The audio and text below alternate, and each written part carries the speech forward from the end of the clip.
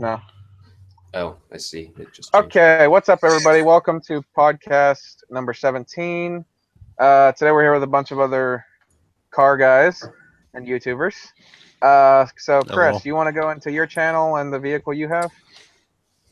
Yeah, my channel is Chris Sadowski. I'm basically a 21-year-old skateboarder, not a car enthusiast out of Mesa, Arizona. Right now, I have a 1992 Acura Integra that I'm currently trying to finish up a B20V swap, and I'm not going for I'm not the guy that's into high horsepower numbers. I just like having fun in the turns, doing toge and causing ruckus. So if you like having fun, check me out. And guys, eventually I'll get a Miata because I've always wanted one. Yeah, that's always the answer. You want to tell the story about how crappily expensive they are out in Arizona? Since you just brought up that. So everybody doesn't wonder why you don't have one already, because everywhere else they're fucking cheap. Yeah, well, it's like when I was living in Wisconsin, I was sifting through Craigslist just for the giggles of it for Miatas, and they were anywhere from $800 to $1,800 for a fair condition, 130,000-ish mile one. And down here, to get a 210,000 slammed cut springs tennis ball lowered on busted knuckles, bushings, control arms, everything, you're looking at $2,500 to 3,000 because you got that drift tax out here. They don't care about rust out here because obviously there's no rust, but it's that drift tax. Jeez, I'm gonna drive mine out there to sell them then. Yeah, right. Yeah. All right, Greg, you want to go into your channel and the vehicles you have? Sure. I've got a channel. It's called what is it called? GoodEggPro. Yeah, it's GoodEggPro. It makes no sense because I made my channel 10 years ago, and I didn't make a second one when I decided to start the Miata, the car thing, the Miata thing. Yeah, and I am a Miata guy. I have 3 of them. I have a 90, a 93 that's turbo, and a 16. And that's what I do, Miatas. All right, Devin, you want to go into your channel and what you do and your cars and stuff? Sure. Well, let me turn this light out because it looks like I'm telling a ghost story.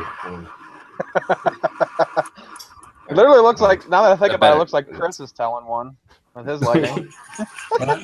No, it was lighting my face up from below. It looked like I was and they never saw him again. Yeah, the channel is called Petrolhead. There's an underscore in between those 2 words. Again, kind of like Greg, that was my Twitter handle when that was all I had. And then when I started the channel, I was like, I'll just do that. But yeah, I do mostly car reviews. I think there's been 1 or 2 little vlog type things here and there. Some karting stuff and some motorsports stuff. But yeah, mostly just your traditional ghetto Top Gear style car reviews, and with no budget and 2 cameras instead of a million. Yeah, I do. When the owners let you. Yeah, as long as the owners are cool with it. Yeah, you never want to. Here's some advice to anybody trying to get into car reviews: don't hoon it unless you have permission. Mm-hmm. Well, and don't in this. I'm not trying to sound like, I'm the best driver, but don't get over your head either because the camera's on. But anyway, there's proof. Yeah, well, yeah. There's that, exactly. And then you look. Yeah, it just looks bad. But yeah, so that's pretty much what I do. I try to do as many as I can, or as much variety as I can, but. It's my last 4 in a row been BMWs because they're all friends and they're like, oh, do mine. So, but yeah, I like pretty much everything. So that's me in a nutshell. I also have a Miata. That's what I drive. 2006 NC generation. Ew, I'm just kidding. But hey, I think you'll like this. It's undergoing a 2.5 swap as we speak. Oh, nice. Yeah, at the shop I work at. So motor came in and stripped it all down. It's a Ford. Basically, it's a Ford Escape motor, but yeah, so that'll be fun. I'm doing cams and full exhaust, port polish, tune, blah blah blah. So it'll be nice. It'll be fun. All right, Justin, you want to go into your channel and the vehicles you have, etc.? Sure. My channel is Redline. Basically, just work on crappy GM 90s junk. Yeah.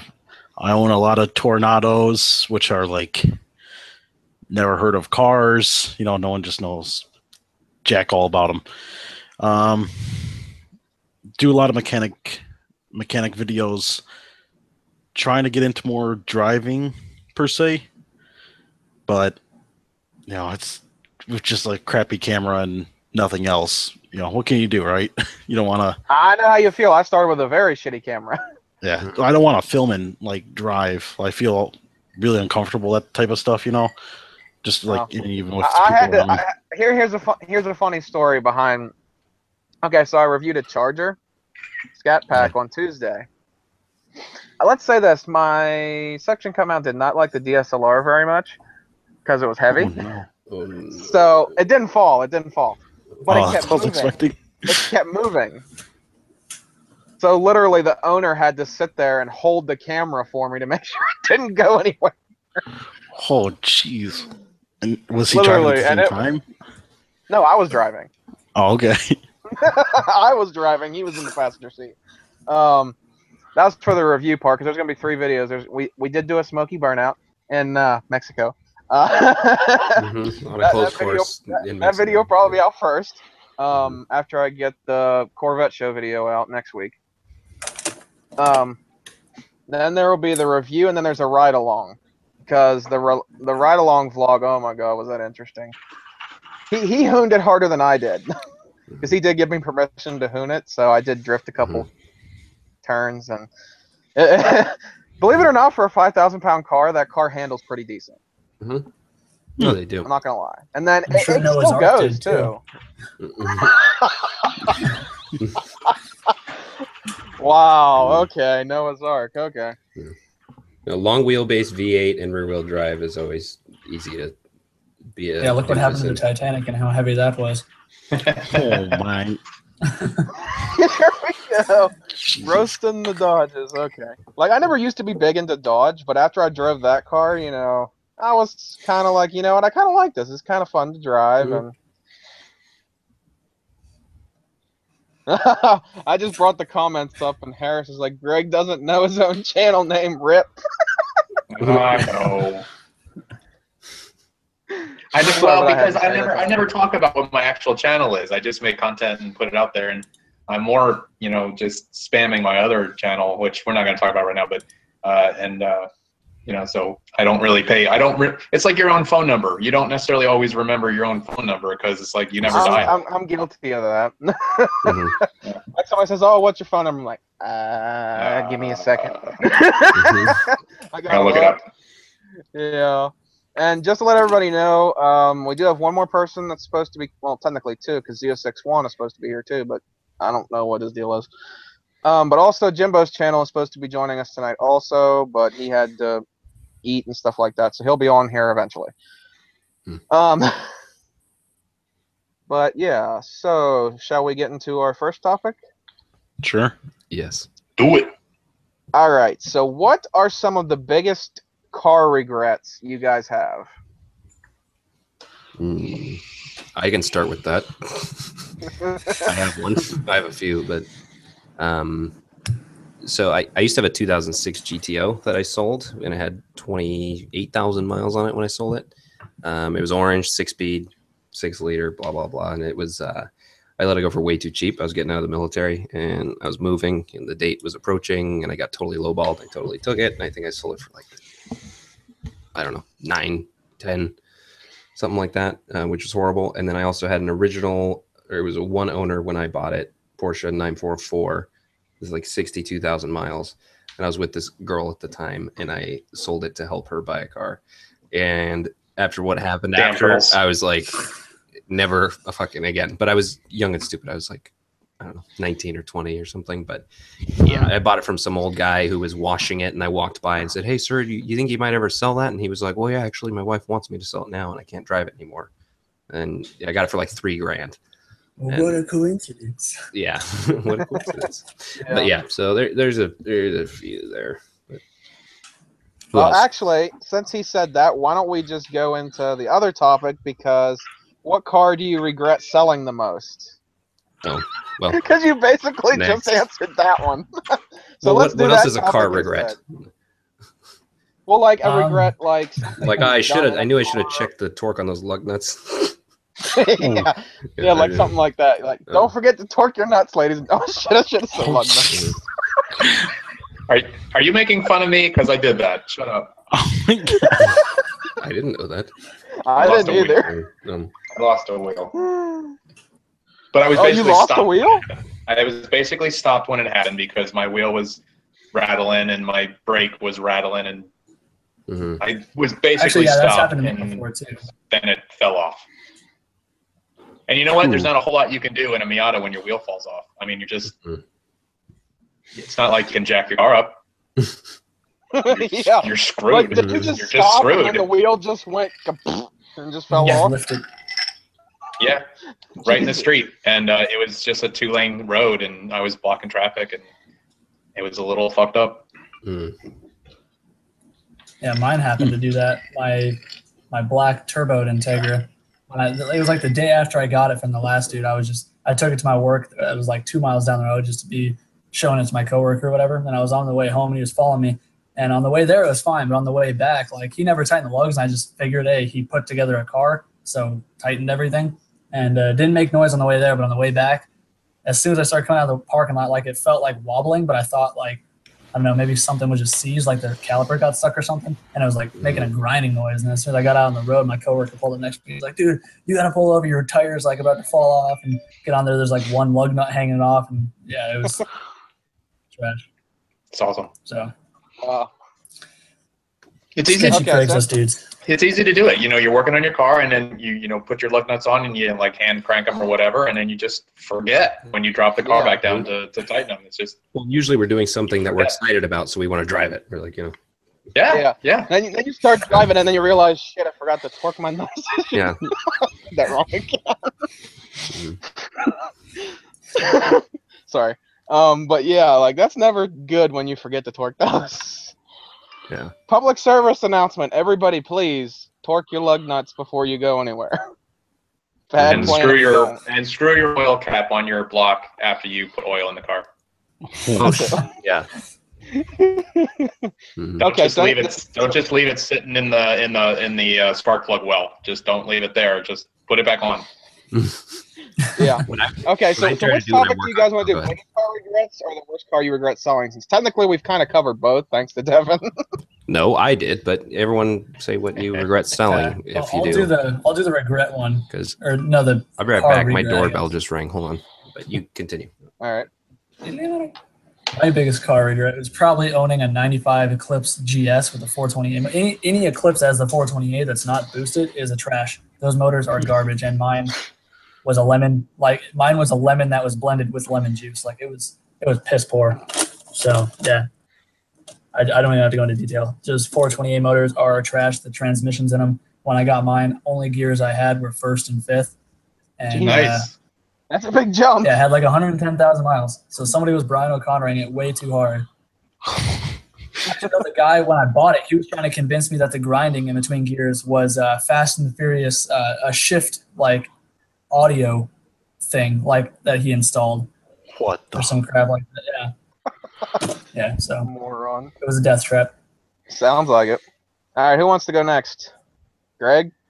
I'll go. The cart. The first car I owned was a 1983, I think, a Ford Escort. And I wrecked that car.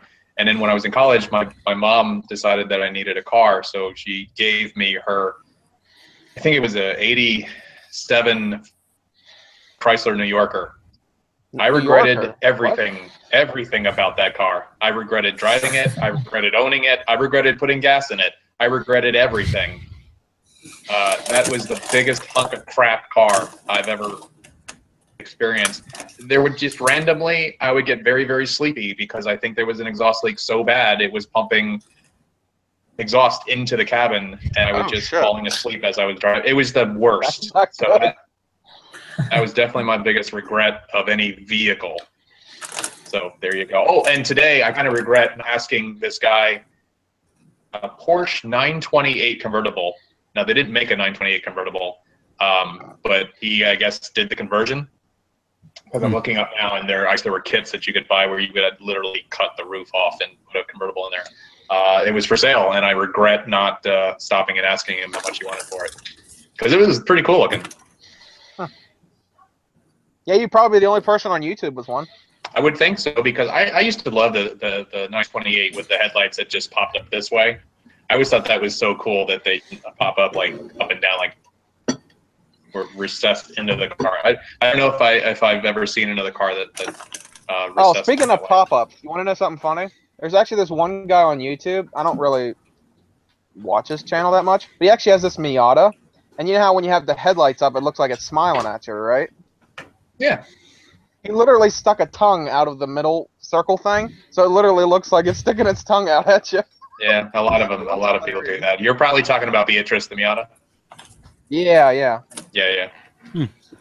That was I feel funny. bad for that kid because he's got like 19 subscribers or something like that, and he's trying so hard. It's just, I think his videos are, I don't know, he could use some energy. He needs some energy, but he's doing a lot of. Hey, don't talk about me. I'm back now.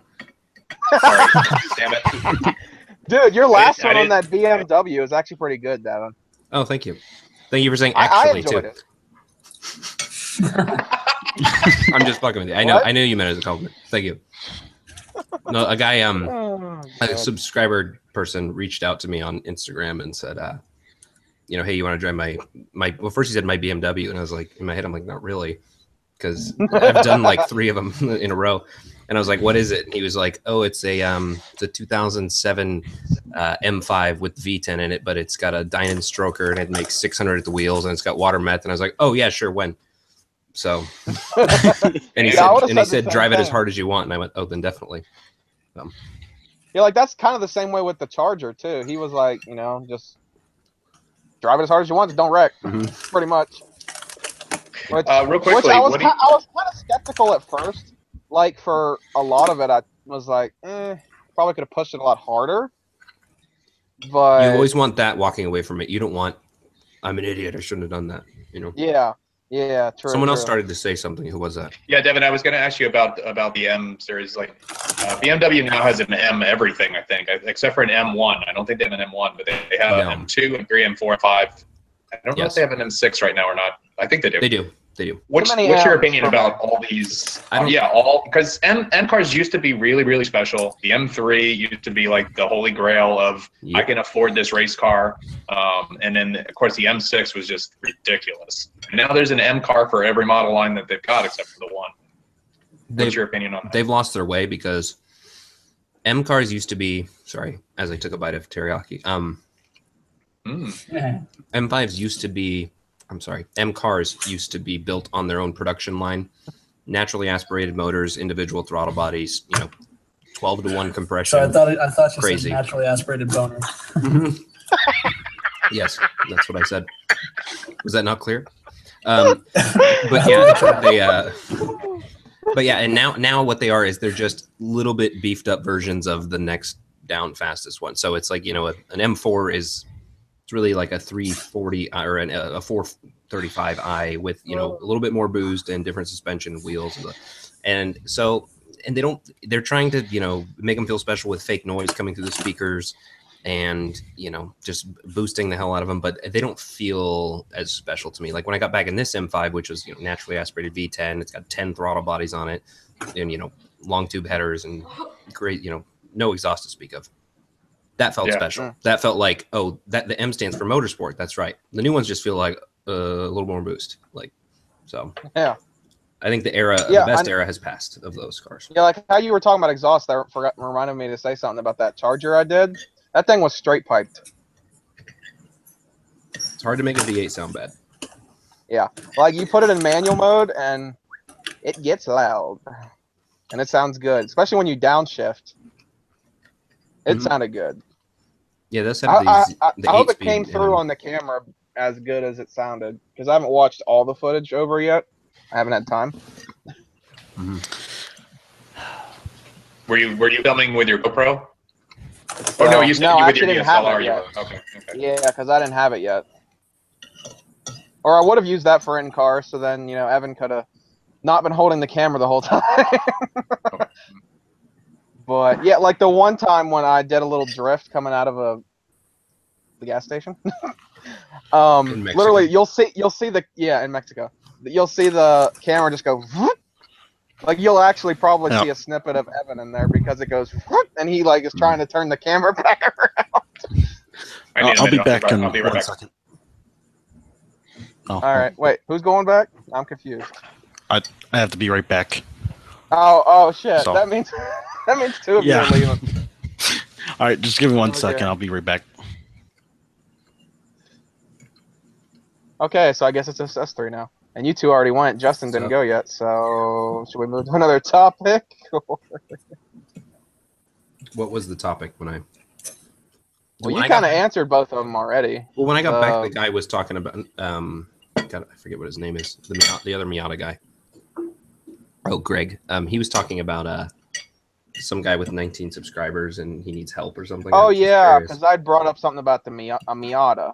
Hmm. How one Miata I saw on YouTube, it had a tongue sticking out of the little circle, so that when it had the headlights up, it looked like it was sticking its tongue out at you and Right. smiling.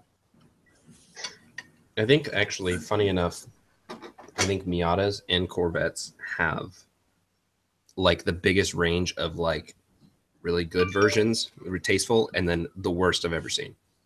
Like, because I've Yeah. seen some Corvettes that just like they went to the these catalogs where they sell like plastic chrome things you can stick all over everything, and it's just like they rice them out, and then like in Miatas you get like the people who put like eyelashes on them, not being ironic, like like old ladies who think it's like cute and stuff, and it's like, and they put those old chrome like luggage rack things on the back of them, and it's just like, stop it, you're ruining it for everyone. Like, don't, because now people are going to associate me with you.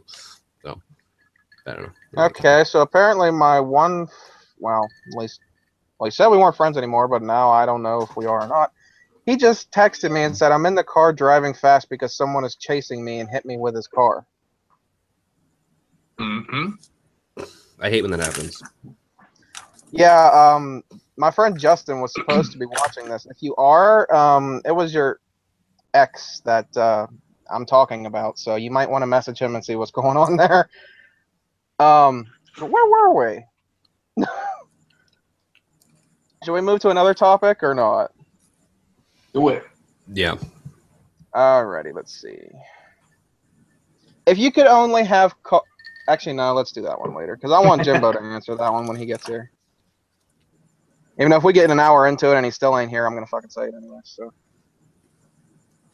Okay, thoughts on Volvo switching to a hybrid or fully electric only starting in 2019? What's your guys' thoughts on that? Volvo sucks, hybrid sucks, electric sucks. I'm on the other side. I am on the other side of that fence. I embrace it completely, and I welcome it, and I believe that that is the only future that we have in vehicles. I think we'll always have, we're always going to have petrol engines. We're always going to have gas motors, but they're going to be special order. They're going to be race only. They're going to be not available to the masses as they have been for the last 100 years. Yes, I probably a little more in line with Too much money involved in it. They can't do that. well, first of all, I don't believe it. They said 2019. I don't think. I think that's a press grab. I think that's like, oh hey everyone, look at us, and then something will come up and they'll go, oh, but then when they actually do it, they'll just announce it again. Because, but yeah, as far as it goes, like, do I like the idea of every car I own being that way? No, but I've leased an electric car before, and it was a great transportation appliance. I mean, it wasn't like even a car to me, really, but it was like, it was fine. I mean, It's basically just like if it- floating on air because you don't hear nothing. And right. And if it allows us to continue, it's a very low stress to drive too, because there's no noise going on. When you sit in traffic, you just sit still. It's like, it's like sitting I'm in bored. yeah, you can hear your music better, and it's like, anyway, but as long as no one tries to tell me, no, you can't also have this gas powered vehicle, then I'm okay. But yeah, I mean, like I said, I don't really believe it's going to be that soon with Volvo. I think that was an attention grab, but who knows? Yeah, I don't think it's that difficult to switch your product line over to mostly hybrid. I mean, I think that people are Ford was a big person or company to show that hybrids work, and you can make cars look like normal cars, but they just happen to be hybrid. and I think that's working out. And more cars, Honda has hybrids, and certainly the Toyotas all have hybrids. But I don't see it being that big of a problem for Volvo to actually switch over, because how many models do they actually have? 4, 5? That's a great question. They have their little sedan. What's that? The S40 or something like that? I don't know much about Volvo, so. Well, then they got the V70, the S60, which is the sedan version, XC60, small SUV, and XC70. Yeah, they have like 4 or 5 cars. That's true. So yeah, who knows? Oh shit. Okay, so I'm looking. They have 2 different SUVs. They've got 2 different sedans, 2 different wagons, and 1 hybrid and 1 electric. But yeah, they're basically the same thing, but with bigger motors. So 4, I think excuse me, 5. They have 5 models right now. And I'm sure there's a lot of platform sharing going on there too. Like I bet if you look at that smaller SUV, I bet it's sharing something with that midsize sedan too. You know, there's probably. Likely. Yeah, you're likely right. But. And it's weird, except for the hybrids, every car is in between Justin left. 40,000 and, or excuse me, never mind. I'll skip. I was going to say something dumb. All right. Okay, so let's Did we try. We killed that one? Yeah. I don't know where the hell Justin went though. He left. Did he say he was leaving? I thought he said, "I'll be right back."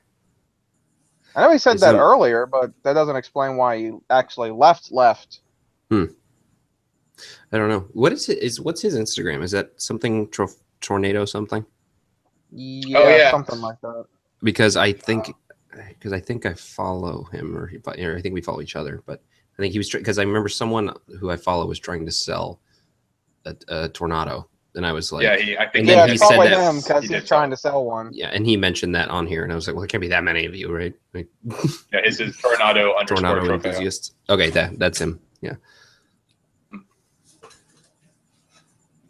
Wow, it looks like he just posted something here. It looks like that the Trofeo has a digital screen, and it's like, I don't know if you can see that or not, but it's a wow, I don't even know where it is. It looks like it's a digital screen for the radio and for the AC.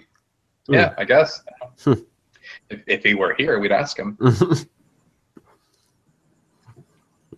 Yeah, just keep talking about people who aren't here. Okay, here's a good one. Fake car parts versus real car parts. Well, I feel the same way that I feel about breasts. If I can touch them, they're real. Hey, not bad. No, but I actually don't know what that question means. Like probably meaning the crap you would get at an O'Reilly's or a Auto Sport or whatever versus OEM. Is that kind of where you're going, Jay? I think it's more or less like eBay reps to like. Yeah, like quality. What do you prefer, and like what's your thoughts? Like, do you?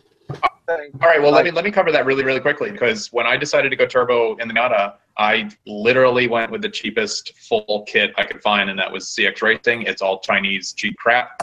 But 3 months in and probably 1,500 miles in, that thing rips, and no cracks, no leaks, no problems. Everything works exactly as it was intended to. It all went together properly. I can't say enough about the technology that these knockoff or these cheap Chinese things, their manufacturing is pretty spot on lately. Now, I know there used to be problems with those kits, but I haven't had any problems at all. And you know, with rapid manufacturing, you've got 3D printing now. I think things are just going to get better and better. You got a lot of clone makers creating these parts that just are just complete bolt-on and just work. So I don't necessarily think you got to spend $500 for let's say, I don't think you have to spend $1,500 for a decent suspension setup when you can get away with a $500 suspension setup. Of course, you're going to have small benefits to the more expensive ones, but I don't think 3 times better.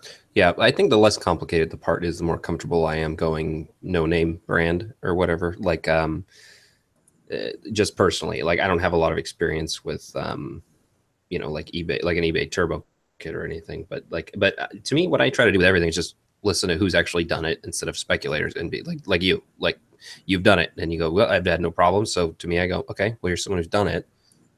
I guess, you know, they're fine. But like me personally, if I don't know anything, like, so for this swap, I had to get a header that it's basically the same as the 2.0 headers, but they need to be a little bigger.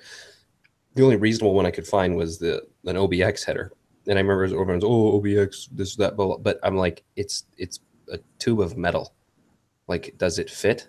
Okay. If it doesn't, then oh well, it's like $200 and I'll return it or whatever. And like, what, I bought the car for $6,000. I'm not going to put I got the motor for $550. I'm not spending $620 on a header because it says made in Japan on it. You know, it's like, so I think it depends on what the part is, you know, but yeah, or if it's, because I mean, like, if it's something that is like really important, you might not want to risk it, depending on like what it is. well, and if it's, I'll agree with no, I'll agree with that. When I was replacing my ECU, I went straight Mega Squirt, and I didn't do the build it yourself bullshit, or you know, I didn't even want the Evo one that a lot of people run in a Miata, because I wanted the ability to get on my laptop and tune it myself and all that crap. And I guess you can't do that so much. But then again, I also wanted something you just plug into the factory harnesses and go, because that's the stuff I don't understand. I don't know how to do that stuff either. I can take apart an engine and put it back together, a motor, but as soon as you're talking computers inside the car, I don't know what I'm doing. Yeah. I don't like electricity. It's a cold bitch. Same. No, yeah, And you I like fuck metal. with it the wrong way and it fries you. And not just that. I mean, you mess up a little something with just wiring and stuff like that, and your car will not run, and you'll be chasing ghosts for months trying to figure out what's wrong. And I mean, I watch some guys' channels. Evan Shanks, man, he's had the worst problems, and you know, just chasing down all kinds of this problem and that problem, and then you see somebody else like what is it, Adam LZ, and he's like, okay, we'll just drop a new motor in, and in 2 days he's up and running. I'm like, what is going on? I know, like, that kind of surprised me. Like, how the fuck did you do that motor swap in, like, what was it, 2-3 days? It was 3 days. 3 days. Because he had a lot of help. He had a lot of help, and he had basically an expert that he flew in to diagnose and do all that stuff. Yeah, so but if you still, have like, that kind even of, if you have an expert, you know, there's got to be something that, you know, doesn't go right.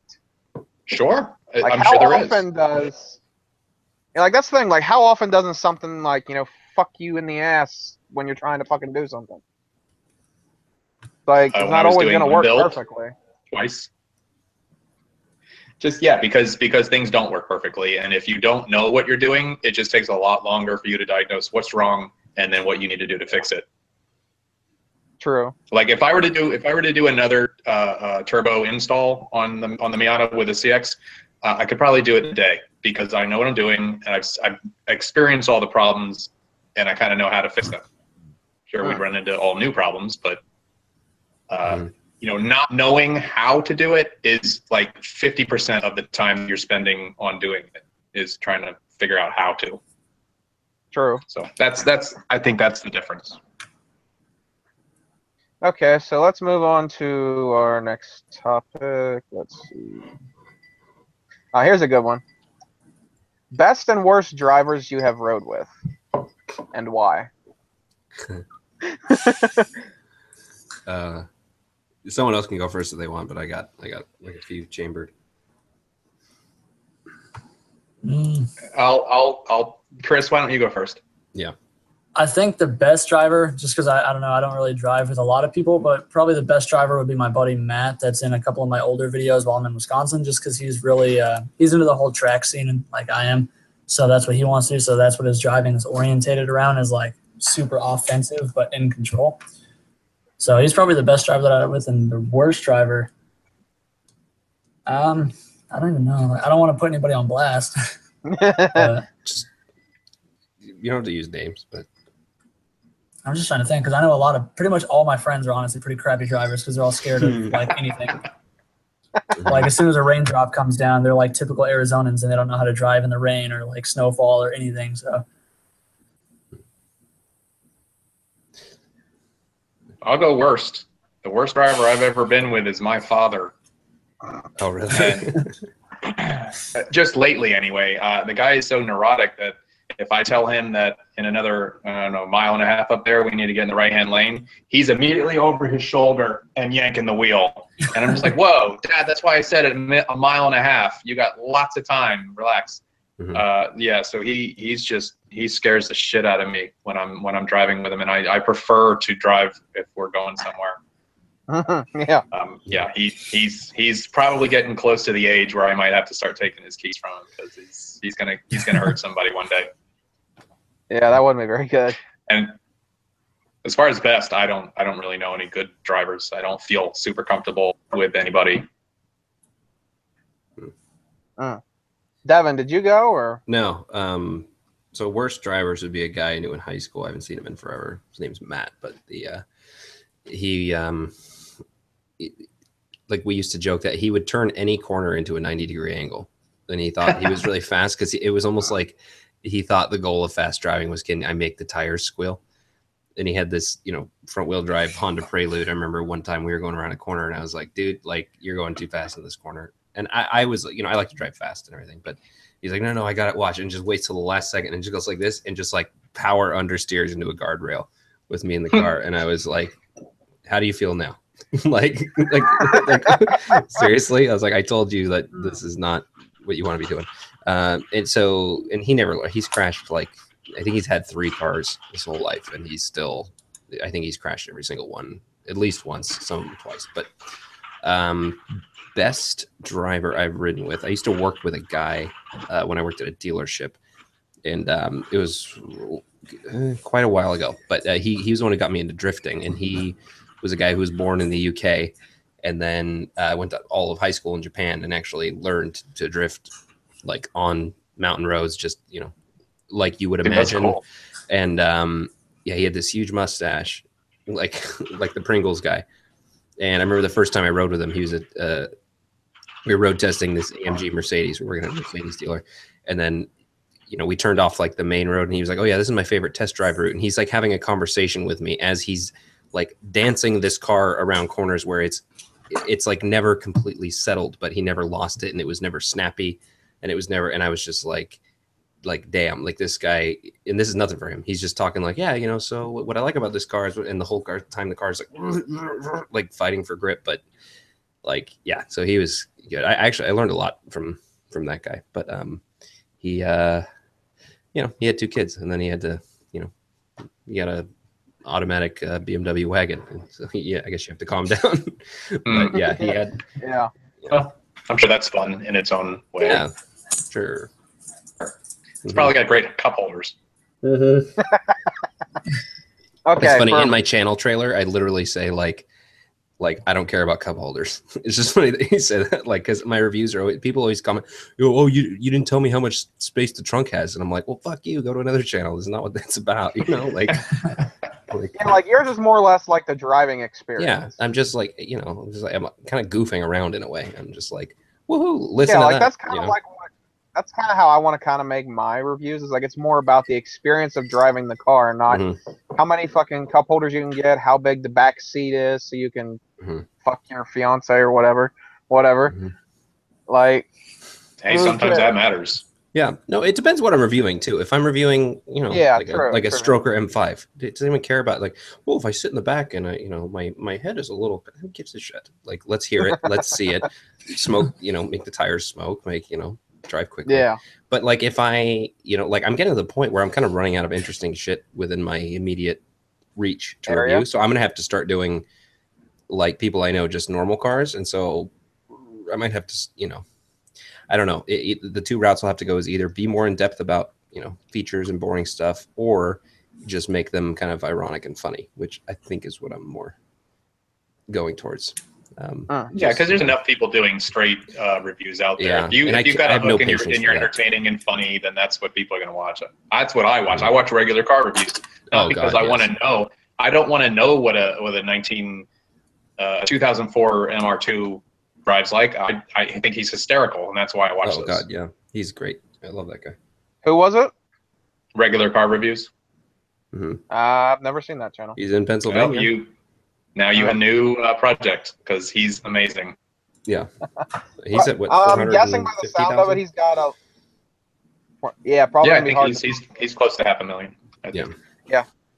Probably gonna be hard to get in contact with then. He's a nice guy though. He's nice to his fans and everything.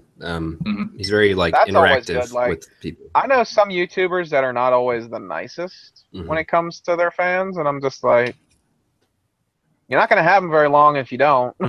That's how I look at it. Like I try to if I see it and it's worthy of a response or whatever, I try to like even step outside myself and be like, hey, thanks, which isn't really like me, but like I try to tell people like, thank you, like. Yeah. And now for me, I'd probably say best driver I've rode with so far probably has to be my friend Evan, the one with the Charger. Because that shit was crazy. What we did and how he kept that car under control with all the shit we were doing. And he can do one really nice burnout too. Which is always good. The worst, I kind of have to keep my voice down because he's upstairs. The worst one will be my stepdad because he fucking goes all over the fucking road. Like he'll be riding the line and makes you seasick. You feel like you're on a fucking boat in rough water. It's terrible. Sounds like he needs a car with lane assist. Pretty much. Yeah, so that's the best and worst drivers then. For me. Okay, next topic. Let's see. If you could change an unalterable thing on one of your cars, what would it be? That was a good question. The drivetrain. I guess I can change it. I was going to say, what's unalterable in 2017? Like I would make my Miata like a fastback. Like I don't need a convertible. I don't need people to see me. I'm weird. I have a YouTube channel, but I don't. What? I have seen a hardtop that does extend back into the trunk to make it look like a fastback. So I've seen that. It's on Rev 9, I think, is where I saw it. It's like an S2000 style hardtop. Yeah.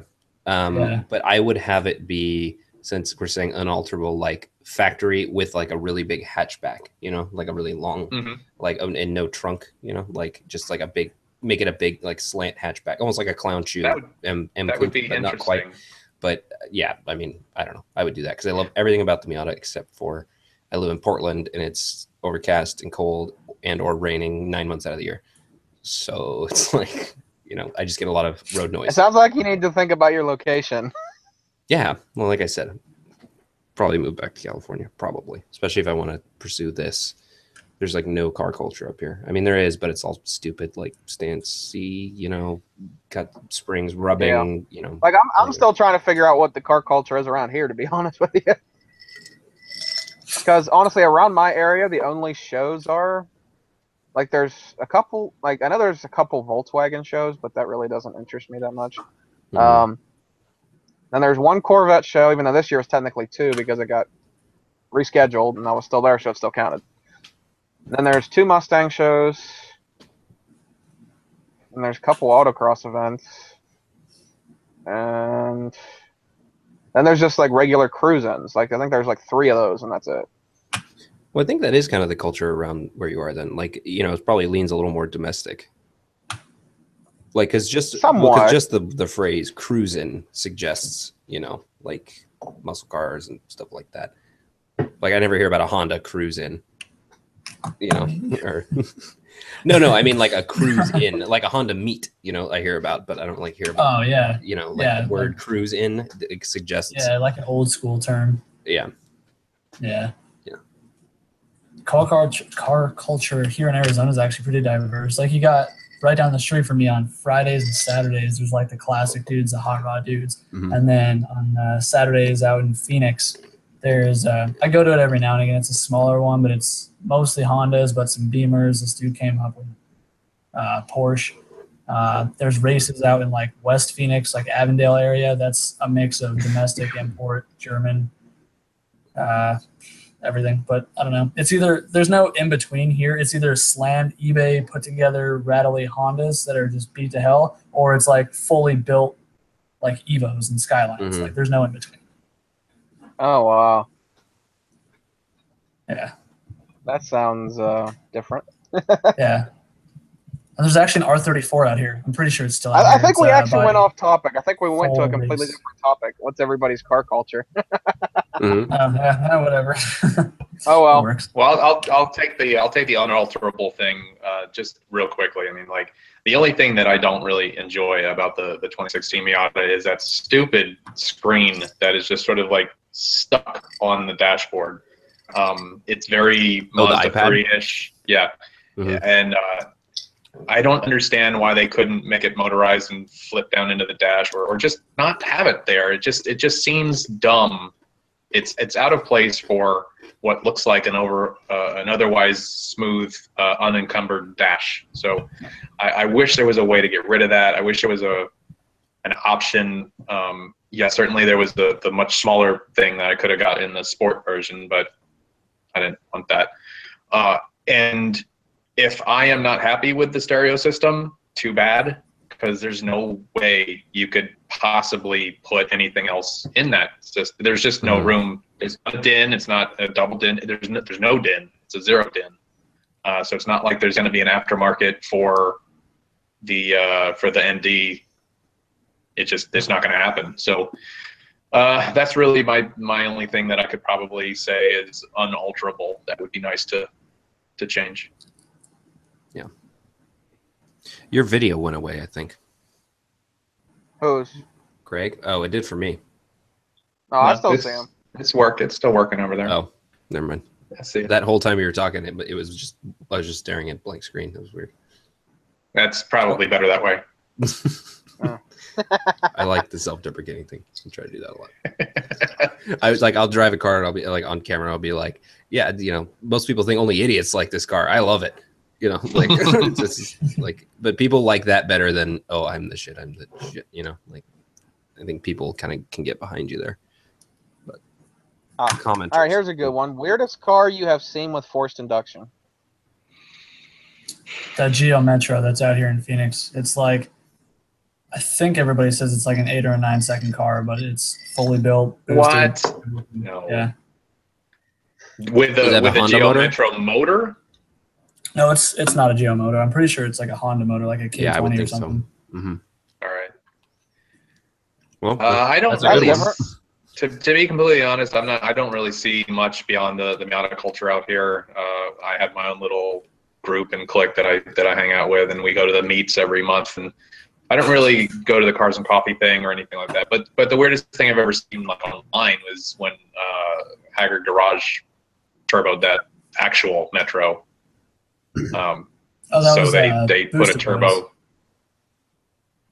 But maybe they did it too. But this was Haggard Garage also put a turbo on a 3-cylinder turbo, and it worked. Yeah, Booster Boys had to make their own little like intercooler set, or not even intercooler. They didn't even intercooler. One of their subscribers sent them like an old small Subaru turbo, and they basically just ran a pipe straight to the intake or some crap, and they all did it in their garage. They had some like sheet metal that they welded up for like a carburetor style type thing, whatever they used it for. But I don't know, it was tight. Oh wow. Used like 3 pounds of boost. I think mine is actually a car that they made with a turbo. Well, I just think it's crazy that they did, which is the they didn't sell it here in the US, but the Are you about to say the AZ1? No, I love that car though, the AutoZam. I want one so bad. But me too. But I think that like kind of deserves a turbo. It looks like a mini Ford RS 2000. It has a turbo on it. No, I know, but I'm saying that one should have it. It kind of looks like it should, because it looks like a Ford RS 2000 to me. But the Nissan Petrol is what I was going to say, which is a Nissan Petrol basically looks like an old Mitsubishi Montero, like a boxy, like sometimes 2-door, sometimes 4-door SUV, but they had an RB motor in it, like a Skyline. with a cast iron block. So guys in New Zealand and then in like the Middle East and stuff like that, they just crank up the boost to ridiculous amounts and do 4-wheel burnouts in something that looks like a shed. And it's like I'm looking at them now. They look modern, but yeah. Well, no. So they still make them now, I think. But they they had these old boxy ones that look like, I want to say like a 91 Nissan Petrol. That's the body style I'm talking about. They had an RB. They basically had a 4-liter straight 6 version of a Skyline motor. That was an all cast iron motor with a single turbo on it, and it's like, why would you do that? But thank you, but why? Like, yeah. So that'd be mine, even though they made it factory. Okay. Seems like awesome, though. They are now Sounds legal to import, though. They're older than 25 years old. huh. AZ1's just next year. Mm-hmm. Okay. Now here's another one. Like this, I'm not even sure about. You guys obviously know more about engines and stuff than I do, so you might be able to answer it. But can you supercharge and turbocharge a car at the same time? Yes. Sort of. It'd just be like twin turbo, except a different kind of loop. Yeah, the theory is, well, Volvo does it with the XC90. Their top of the line motor is a 4-cylinder twin charge motor, and basically it's a twin scroll. God, what sort of, not twin scroll? Twin screw supercharger, belt driven, and then that handles the power before the turbo kicks in, basically.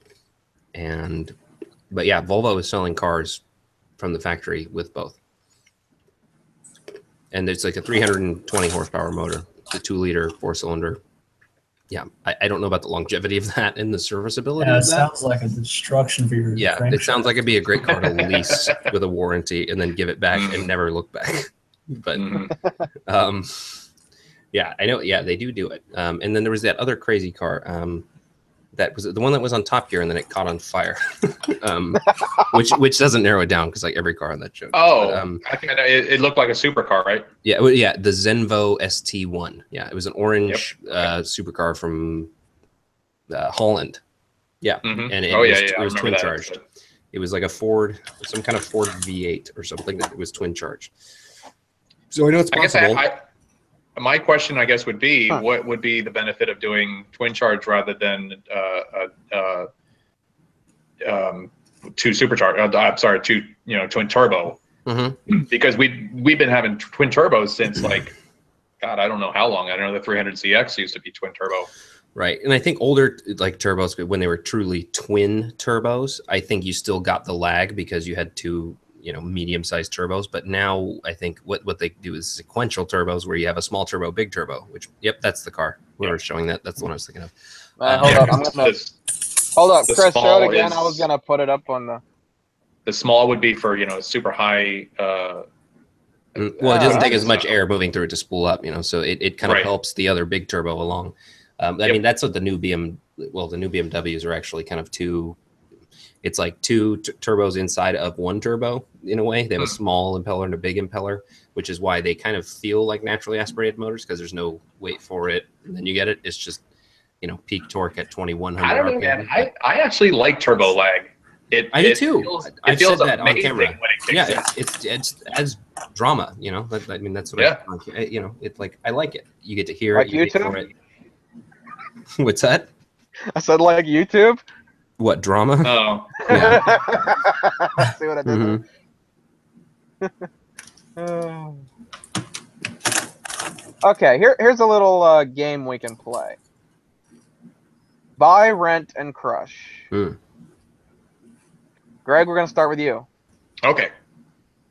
You said you have 3 cars. You have 3 cars, right? I have 4, but 3 Miatas. Okay, well, what's the one that isn't a Miata? It's a Ford Freestyle. Don't make me do this.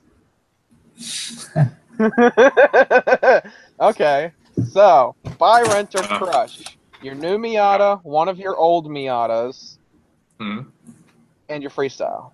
Well, that's actually easy, because I would crush the Freestyle in a heartbeat. I would buy. Okay, how about this? I got a better idea. both your Miatas, Yeah. or actually all your Miatas, because technically That's what I assumed you would do. Okay, buy, rent, and crush. Buy, rent, and Um, crush on your 3 Miatas.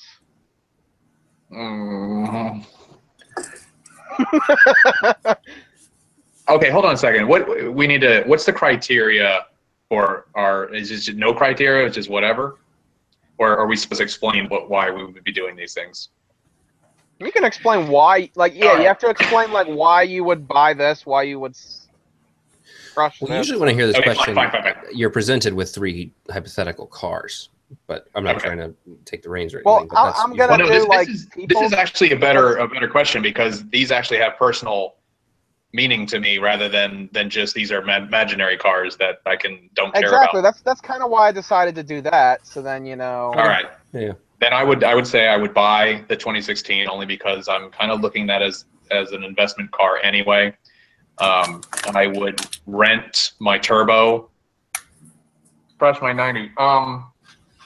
No, I'm not doing that. 16. I'm buying the 90 and I'm renting the turbo. Are you sure? Yep. That's stupid, but that's what I would do. Because I can always buy another new Miata. I don't think I could buy the old Miata that I've restored, and I'm sure I could. Jay, this is a stupid game. I hate this game. Okay, Chris. Yeah, I would how many cars do you have? I have 2. Okay, what are those 2 cars? 92 Acura Integra LS and a 1990 Acura Integra RS. Okay. One of you got, okay. I'm trying to think of what we can do for, like, the 3rd car then, since you only have 2. Well, I have like 5 cars on my property, but only 2 of them are mine. Make it a GSX. Oh yeah, Okay. we'll do the GSX Eclipse. Okay, out of those Definitely. 3, I'd buy my DA, which is my coupe, because I mean, if I could buy that thing like in its condition, but like 25 years ago when it came out, I'd be happiest boy ever. Rent the Eclipse because I wouldn't want to put that much abuse on a car that I own, and then I'd crush my 4-door because it's a turd. Okay, Devin, how many cars you got? Hold on, let me count. 1. One that's like, yeah, that's, you know, mine in my name or whatever. But I would, I guess we could count the project cars that are in my family. Does that work? I mean, I don't know, because I got 1 car, so yeah. it's the I next guess. closest thing. The ones I've been working on since I was 15. Yeah, well, like, the reason I wanted to do this is because it's more of a personal thing, and then we'll go into one where we Yeah. just pick 3 cars and then everybody chooses. And Okay. they're all the same. All right, so the 3 cars I will use for this are the Miata, the 65 Porsche 356, the one that was on the one take, and the. Can I buy that one?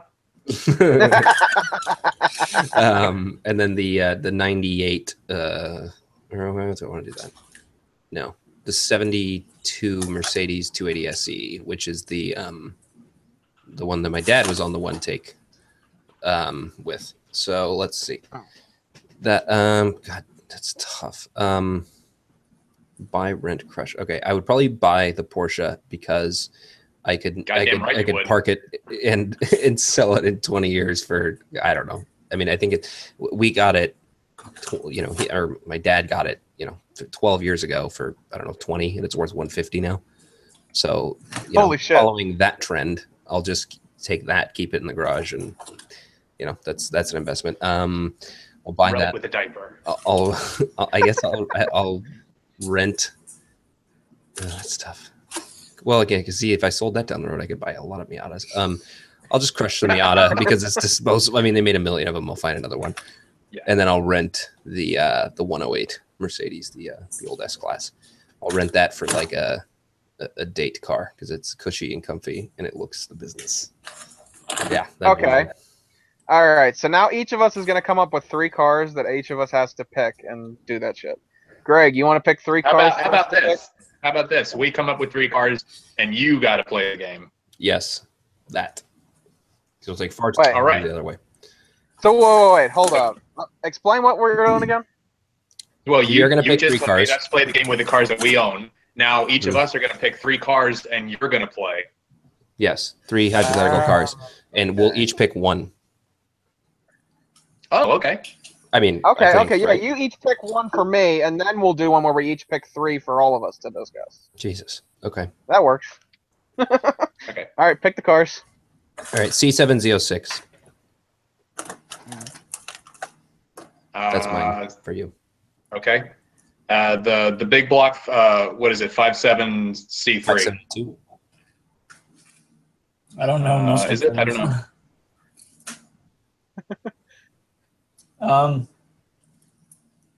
Do remember, you got to think of cars that I like too. How about like mid 70s Mach 1 Mustang? Because I saw one at the dealership. Oh, nice.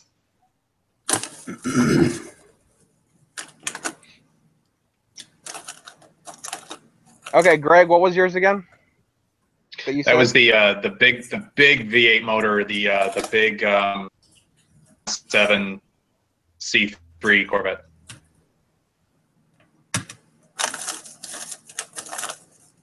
Like, what car was it? This, you said C3? C3, yeah, the Swoop Master, the Swoopy. In fact, let me change mine. Can I please change mine to a? I'm going to change it to a 63. Split window. 63 Corvette. Yep, split window. Damn you! Because what you said C3, I was gonna crush the C3. Oh, I know you were. I know. Cocksucker, you knew that. God, that's a tough one. That is a fucking tough one there. Okay, so you said 70s Mach 1, right? Chris? Chris did. Chris, you said 70s Mach 1? Yeah, 70s Mach 1. Okay, that's the one that kind of looks like it has the extremely long front end and the very tiny ass. It's a muscle car. It has a really long front end. Honestly, I never really liked the body style of that one, so I'm going to crush the Mach 1. Now, the other two. Probably buy the 63. Yeah, that's what I do too. Because, you know, they're obviously going to go up in value anyway. Just because, you know, it was a 1-year car. Mm-hmm. And then I'd rent the C7Z06. That's probably the correct answer. Yeah. I thought you guys were going to pick like 3 of my like top favorite cars, and then I was going to shit a brick, but you didn't, so that's good. Obviously, Devin picked one of my favorite ones. All right, Greg, pick 3 cars for us to pick. Yeah. Oh my God. All right. We're gonna go Superbird. Mm-hmm. What is it? The '78 Trans Am with the bird on the hood. The like fire chicken. Burt Reynolds one. Flying chicken, Smoking the Bandit, and with all 140 horsepower that car had, or whatever. And 65 Mustang convertible. Convertible. All right. Who wants to go first? I'll go first. Crush the chicken, rent the Mustang, and I'll have the Superbird. Yeah.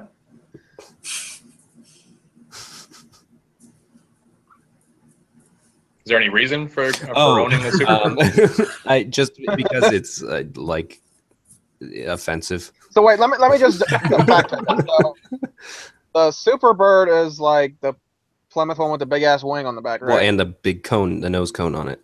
Yeah. Okay. Okay. Yeah. Just double check that. Yep. Okay. Continue with your reasoning. Yeah. No, just because it's like I said, it's like if you see one of those in person, you're like, what the fuck is this? Like it's just because you look at it at the front end and it's like this, and it's like that's not. I mean, it might be aerodynamic, but that's got to create so much like lift because there's nothing keeping it down. So, and you got the spoiler on the back, and then the airplane wing on the front. So it's got to just like I don't know how the car doesn't take off, but no, yeah, and just that they have a that was pre crazy emissions in the U.S. and it's going to have a 440 in it or whatever, and yeah, okay, it's I got fun. a I'll just do thing, donuts in it. For that car, can we pick that or the Charger Daytona since they're basically the same fucking car? Yeah, they are. The Roadrunner? No, the Charger Daytona. Mm-mm. Oh, No, okay. like 69 Charger Daytona. Yeah, it's basically the same thing. Yeah. No, we're going with Superbird because the Superbird, like you said, it does have that stupid nose cone on it, and it looks silly. Well, so does the. Well, I think the. Well, a lot of guys put the nose on the Daytonas, but they didn't come with them from the dealership per se. Oh, okay. Okay, I'll go next. I'd probably buy the Superbird, crush the Bandit, and rent the Mustang. So same as me. Yeah. No love for Smokey and the Bandit, man.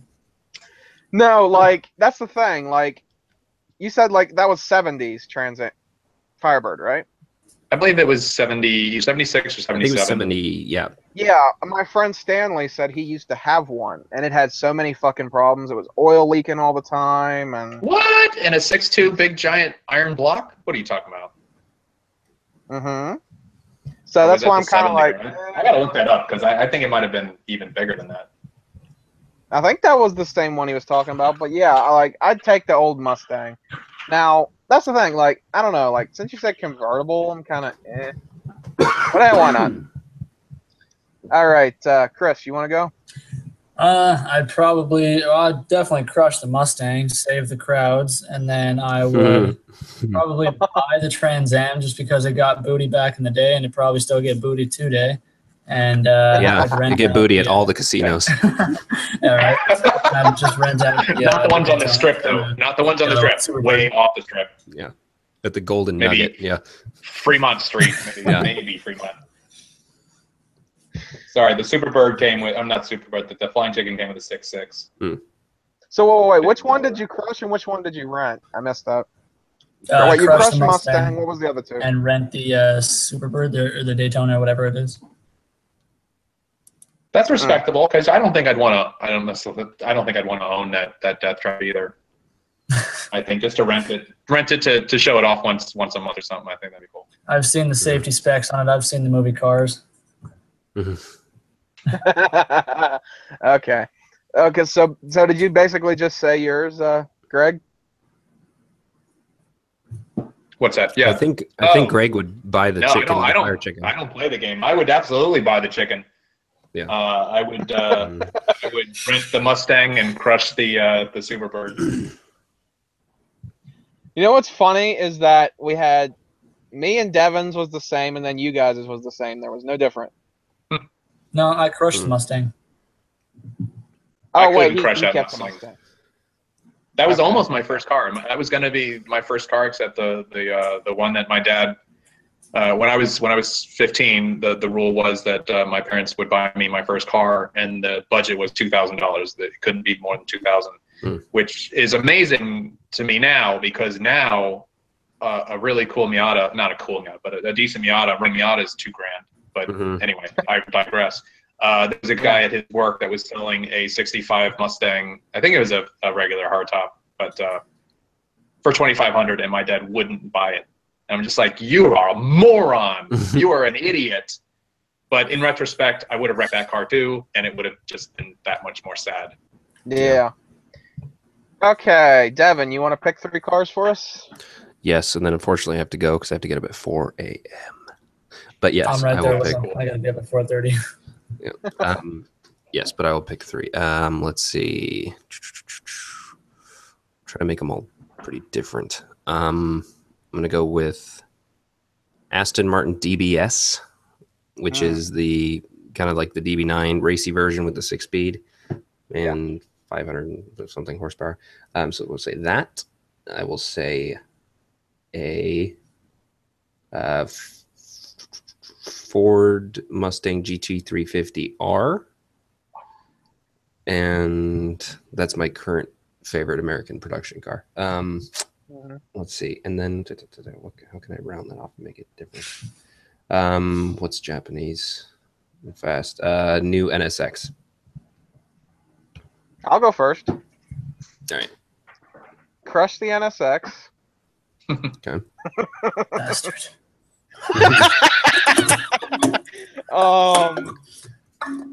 Okay, what was the other one other than the 350R? DBS. Aston Martin DBS, yeah. I like both of those cars a lot, so that's kind of hard. I'd probably buy the GT350R and rent the DBS. Okay. I'm going a bit different. I'm buying the NSX. I am renting the DBS for dates, and I am pushing the 350R because, although I'm sure it's an amazing vehicle, in 3 years they're just going to bring out something that much better. Mm-hmm.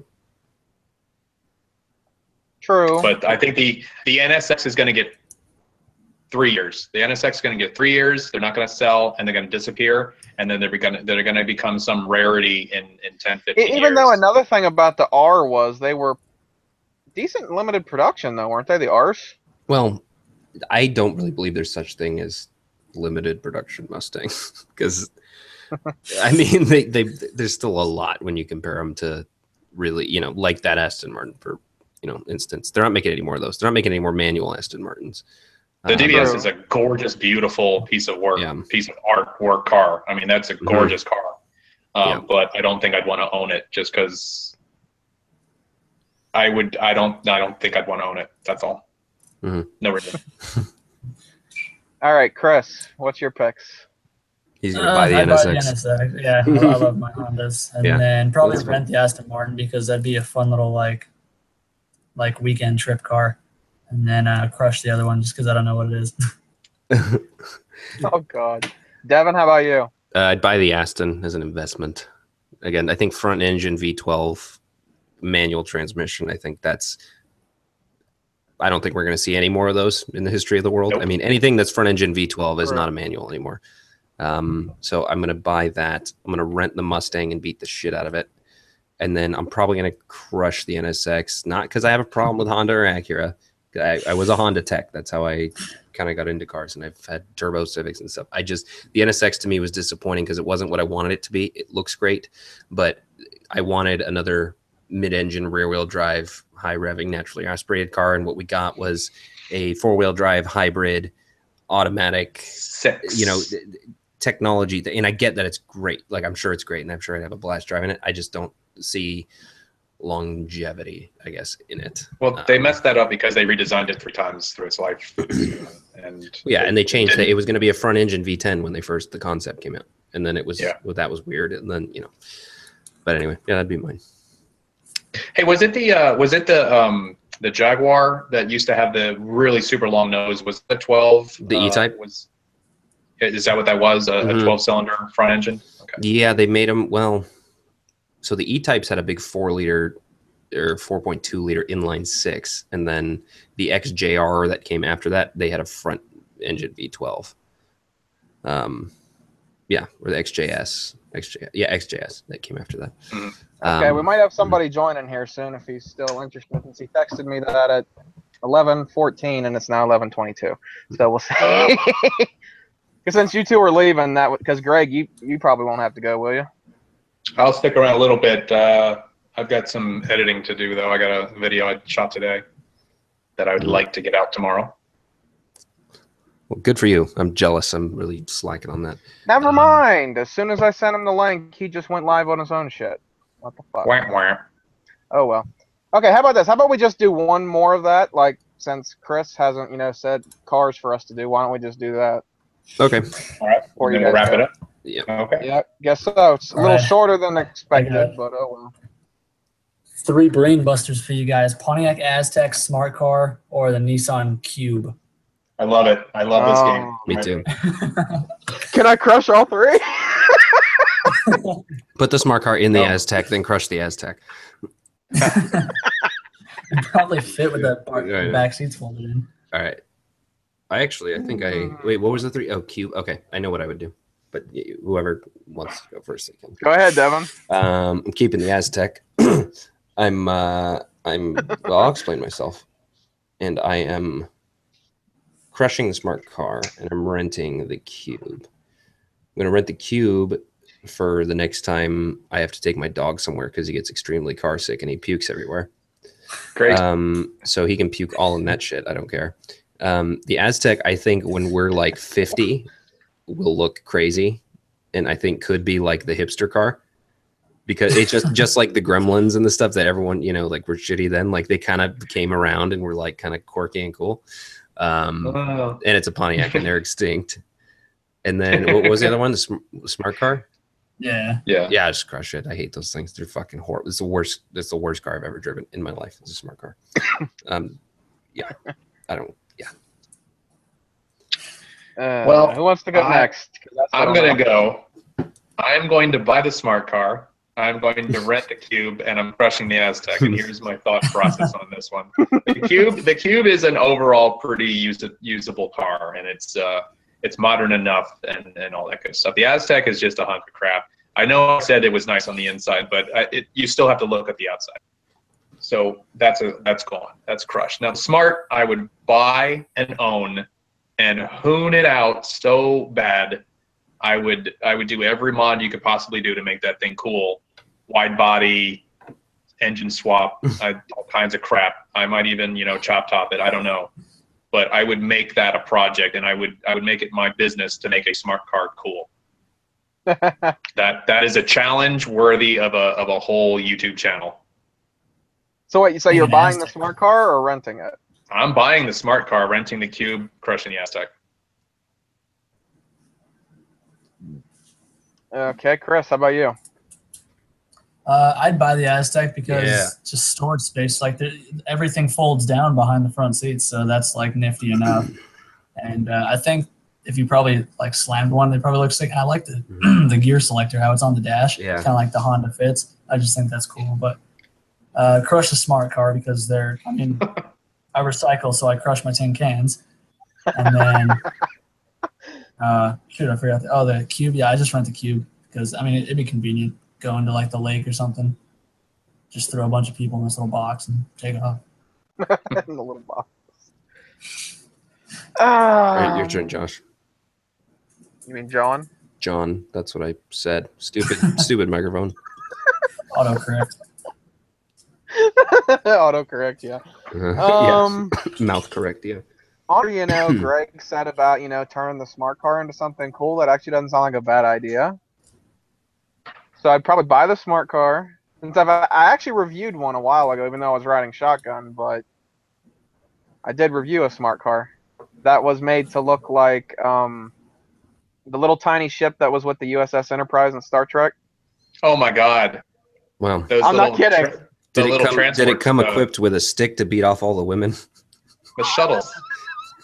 Yeah, it was the one shuttle. You'll have to check that out, Greg. I remember that car. I looked at it. Was on your channel. It had like lights inside of it, I think. Yeah, it had like blue. Devin, are you saying that those cars can't get girls, yet ours somehow might?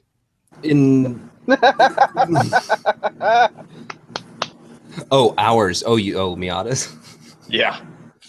No, but they do get dudes if that's what you're into. Not that there's anything wrong with that. There's not. I'm engaged to a lady. She likes it, but she doesn't even know what it is.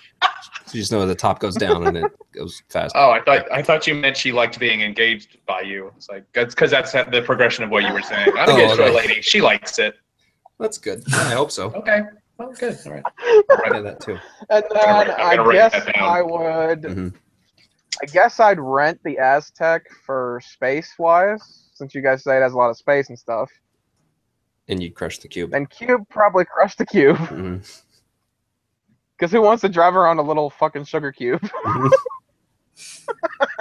That's what they should have called it, yeah. Yeah, they should have called it a fucking Nissan sugar cube, yeah. That would have been funny. Oh, God. All right, gents, I gotta go. All right, this is a game we should definitely play in all the podcasts. Yeah. That was actually really fun. It's good. It was nice meeting you guys. Good talking to you, Devin. While I was at work, I tried to kind of watch your guys' stuff, and I couldn't. I subscribed so that I can go back to it. But yeah, it'll be cooler watching it now because I feel like I sort of know you guys. So well, all my stuff is garbage. Good luck. Thank you. Hey, except that one video of the Miata that JD brought up on the one live stream. The what now?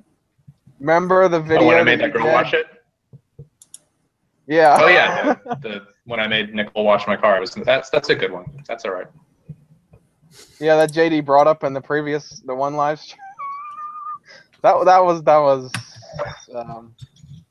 a different live stream.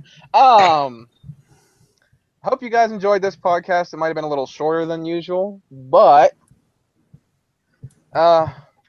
be sure to subscribe, give this video a like, check everybody's channel out, and we'll see you guys next video.